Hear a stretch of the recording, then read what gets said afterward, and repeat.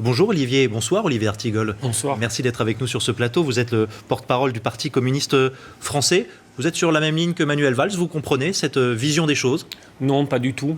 Je m'étonne d'ailleurs que le Premier ministre aille sur ce sujet avec ce ton-là. Il est incendiaire. Est-ce qu'il n'a pas d'autre chose à faire, le Premier ministre, aujourd'hui, vu l'état du pays, de notre société, de la situation économique et sociale, que de courir après ces maires qui prennent des arrêtés municipaux, comme au Touquet, où on n'a pas vu le début du commencement d'un Burkini, courant après l'extrême droite? Est-ce que ça va finir? Après Charlie Hebdo, on parlait de république, de démocratie, du vivre ensemble, de la laïcité. Après Nice et Saint-Étienne-du-Rouvray, on ne parle que de la question religieuse, et en particulier de l'islam de France. Il y a un détournement insupportable, très politicien. Mais j'étais content de voir l'image du pape, parce que le pape François a eu des paroles très fortes, en disant que la principale cause du terrorisme, c'est l'argent roi. Et le maire communiste Saint-Étienne-du-Rouvray a dit qu'il va falloir s'occuper de la rentrée scolaire. Parce qu'aujourd'hui, vous savez, les militants communistes, ils sont déployés dans un pays, ils font remplir un questionnaire. Personne ne nous parle, bon sang, du Burkini. On nous parle justement de la rentrée scolaire, de est-ce qu'on va y arriver? Est-ce que la prime, elle va tomber pour nous aider sur cette rentrée, elle va arriver ou pas? Tiens, on va avoir moins d'aide au logement. Et puis notre emploi, est-ce qu'il va être précarisé? Et Olivier, comment on va ça s'en veut dire sortir? qu'il n'y a pas C'est ça, il y a pas de problème France. Burkini en France, et d'après vous, ça ne signifie rien de particulier, il n'y a pas de message J'arrive pas à voir avec les lumières derrière. si vous êtes bronzé un peu ou pas, si vous avez cheminé le long de plages, vous avez été ennuyé par des burkinis? Non mais sincèrement, dans quel pays vit-on? On est la risée de la presse étrangère. Est-ce qu'il y a en France aujourd'hui un problème burkini? Non, tout le monde le dit. Et puis il y a vous savez, aujourd'hui, c'est pour ça que le Premier ministre va sur un terrain très glissant. Il faut faire attention à la parole publique.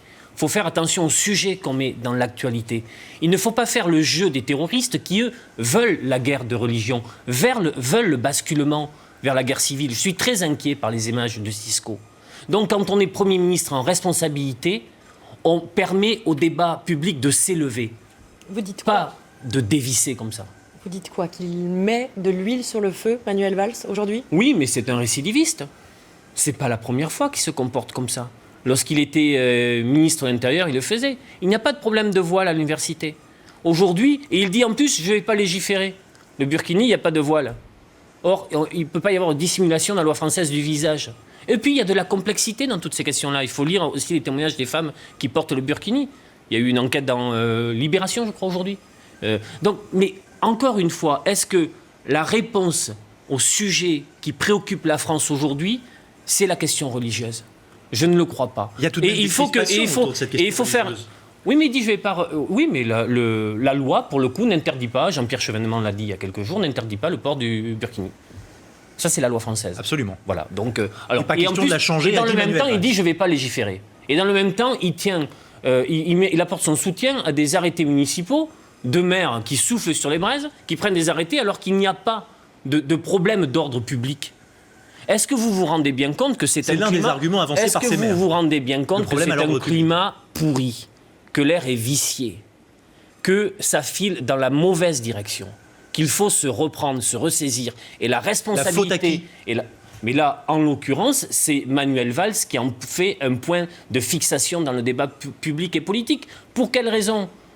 Il faut y voir clair, parce qu'il ne veut pas que le débat de 2007 porte sur son bilan, sur le fiasco intégral de ce quinquennat, sur les renoncements, sur l'échec économique, sur l'explosion du chômage, sur la situation faite aux jeunes, aux quartiers populaires, sur la dégradation des services publics.